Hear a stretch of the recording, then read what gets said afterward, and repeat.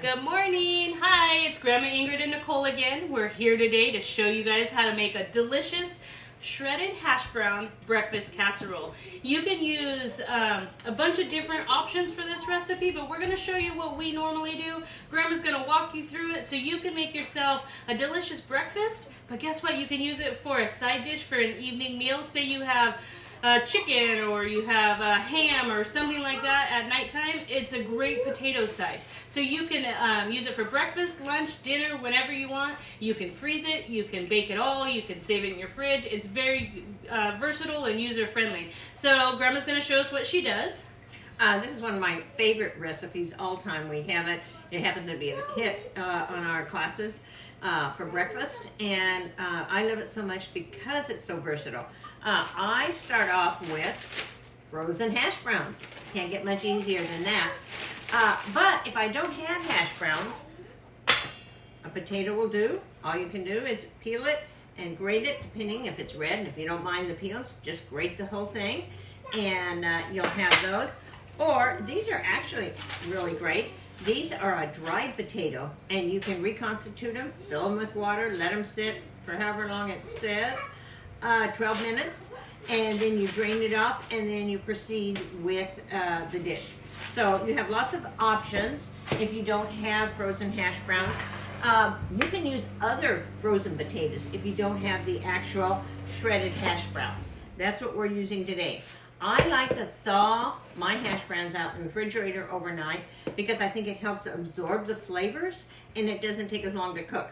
But I just dump my hash browns in here and put a little salt and pepper and leave them for right now.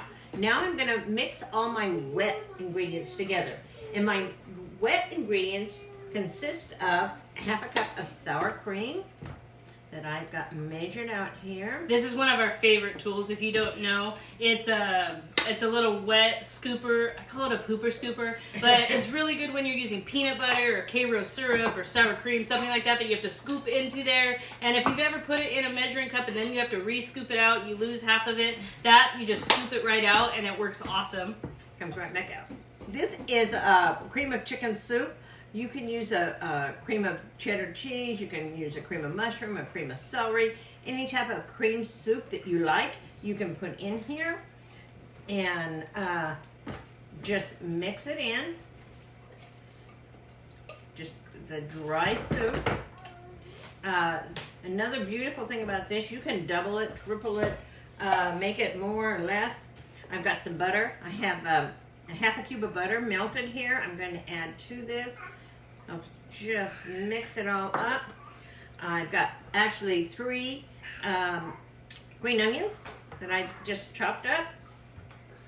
And you can, if you don't like green onions or you don't have green onions, you can leave those out. Don't worry about it. That's why this recipe is so versatile. You can use whatever you have in the house, or if your family doesn't like certain things, leave them out. You could chop up white onion or a regular onion, garlic. You can doctor it up as much as you want. It's not going to affect it at all. If you want different herbs, if you have a favorite herb or spice that you want to put in there, you want to make it a little spicy with different sausage. You can make it Italian and use Italian sausage. You can do it without any meat at all. And usually if I'm doing it as a side for dinner, I put no meat in it. But a lot of times, most of the time when I do it for breakfast, I add some kind of meat. And so what I have here today we have this. This is, my husband and I had some smoked ham steaks that we cut up after Christmas. We smoked our ham, a big whole ham, and we cut up ham steaks and we froze them so we could use them later on, whether it was to fry up for breakfast or make something out of it like this. Label it, put it in your freezer, and it works great. So that's all this is. And she added the Ortega chilies to it and just sauteed it up a little bit into the frying pan before she adds it in. So she's going to add this into the wet. And I just wanted to show you here, they have the date and what it is. It's real important to label your stuff when you put it in the freezer so you know what you're grabbing out. And if I'm doing sausage, I don't want to put raw sausage, so I saute that, make sure it's not greasy, and drain it off. This ham, I just sauteed it just a tiny bit just to take that raw cold ham off and put the Ortega chilies in. And so I have got in here my sour cream, my green onions, I need my cheese. And I just think they mix better if you do it kind of like this. And you can use whatever kind of cheese you want. Mom, you don't have to stand 6 feet away from me. You can come in closer. Sorry, I keep moving away. You can use whatever cheese you have. My mom keeps this cheese on hand for the kids' quesadillas or for tacos, that kind of thing. But if you have the blocks of cheese, just grate it right up in there. You can use any kind. You can use some of those really stinky cheeses and make it really flavorful and elevate your dinner that much more if you added some kind of those specialty cheeses into it. You can add whatever cheese you want and just make it extra cheesy and delicious. With the meats, I did want to point out, you can make this with hamburger, ground beef, ground turkey, or faux turkey, or impossible burgers. You can doctor it up however you want. You can make it vegetarian. You could not add any meat, like we said before. So don't limit yourself to what the recipe says. Play with it and have fun. Soup. So I got my salt and pepper in here now. I am just going to mix these together.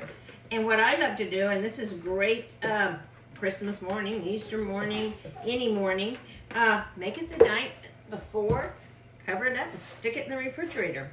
And then bring it out.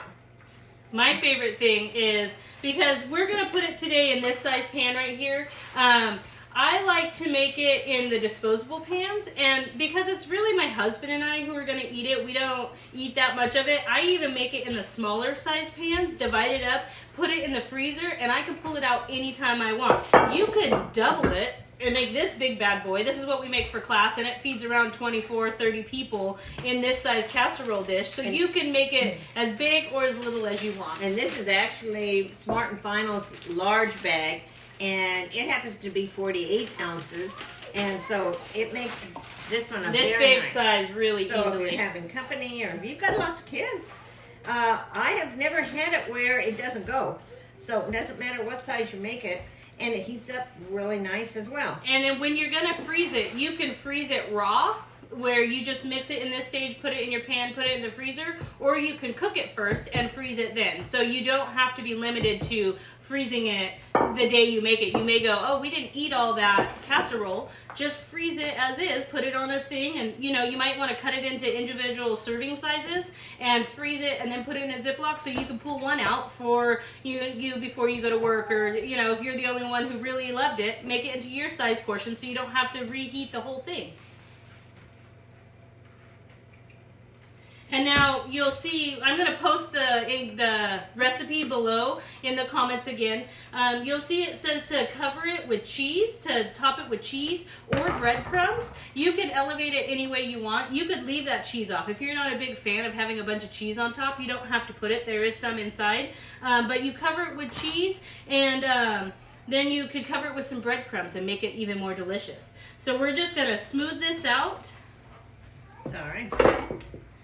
And then you could cover it with tin foil once it's in the oven if you think it's getting too brown. But most of the time we just bake it as is. You don't have to cover it up, and it should cook up real nicely. You want to cook it up where when you stick a thermometer in there, it's 160 degrees in the middle of your casserole. And that way you know it's safe and it's done and good and hot for you to eat. And it will be all bubbly and delicious along the sides here.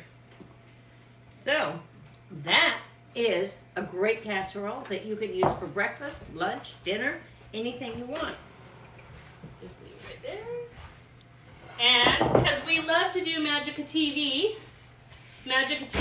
here is your breakfast casserole, guys. Look at how delicious that looks. A hot piping feet. Look at how bubbly that is, how nice it browned up. It's a delicious breakfast casserole for you guys to enjoy, or a dinner side. Thank you for watching us. Don't forget to give us any suggestions you have, and have a great day. Stay safe and healthy. We love you guys. Thank you. Bye-bye.